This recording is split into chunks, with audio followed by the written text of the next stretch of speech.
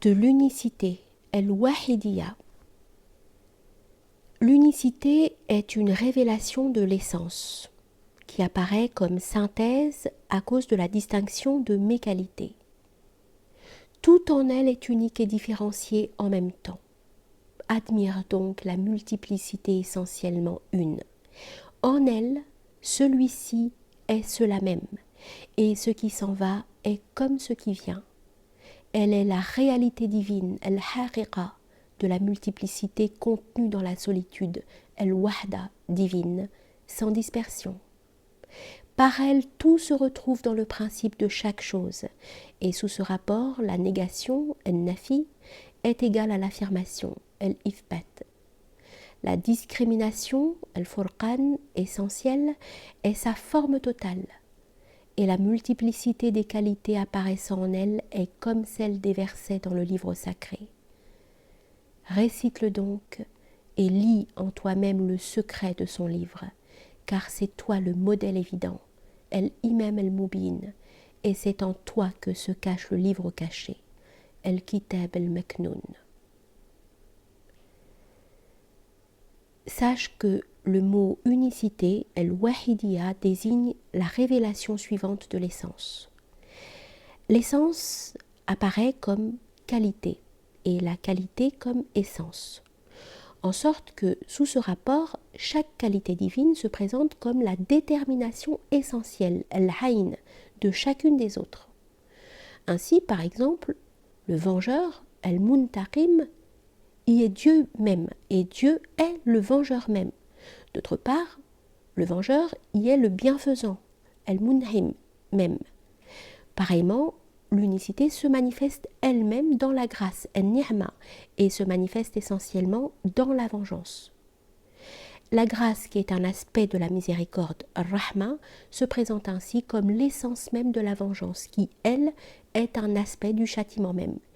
Et d'autre part, la vengeance, qui n'est autre que le châtiment, se montre comme un aspect de la grâce qui s'identifie à la miséricorde. Il en est ainsi en vertu de l'apparition de l'essence dans les qualités et dans leurs effets. En toute chose où l'essence se manifeste selon la loi de l'unicité, el-wahidiyya, elle est la détermination essentielle de toute autre chose, mais ceci ne se réfère qu'à l'aspect divin de l'unicité, non pas à l'essence en tant qu'elle donne à tout réel ce qui lui revient de réalité, car ce serait là la révélation de l'essence même. La distinction entre l'unité, el-ahidiyya, l'unicité, el-wahidiyya, et la qualité de divinité, el-uluhiyya, consiste en ce que dans l'unité, rien des noms et des qualités ne se manifeste. Elle se rapporte donc à l'essence pure dans son actualité immédiate, tandis que dans l'unicité, les noms et les qualités et leurs activités se manifestent, mais par égard à l'essence seulement, non pas en mode séparatif, de façon que chacune y est la détermination essentielle de l'autre. Quant à la qualité de divinité, les noms et les qualités s'y manifestent selon ce qui est propre à chacun d'eux. Le bienfaisant y est le contraire du vengeur et vice-versa. Il en est de même des autres noms et qualités.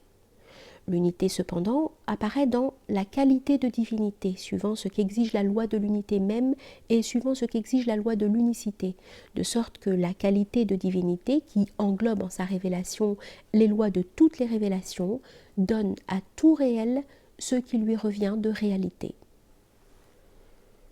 L'unité correspond à la parole divine. Dieu était et aucune chose avec lui. Et l'unicité à celle-ci. Et il est maintenant tel qu'il était. Dieu dit, toute chose est périssable sauf sa face. C'est pour cela que l'unité est supérieure à l'unicité, puisqu'elle est l'essence pure, et que la qualité de divinité est supérieure à l'unité, puisqu'elle lui donne sa réalité, car la loi de la qualité de divinité consiste en ce qu'elle est le suprême des noms, le plus complet, le plus noble et le plus excellent. Sa supériorité sur l'unité est comme la supériorité du tout sur la partie, tandis que la supériorité de l'unité sur les autres révélations de l'essence est comme celle de la racine sur les branches. Quant à la supériorité de l'unicité sur le reste des révélations, elle est comme celle de l'union sur la séparation. Recherche donc ces significations en toi-même et médite-les.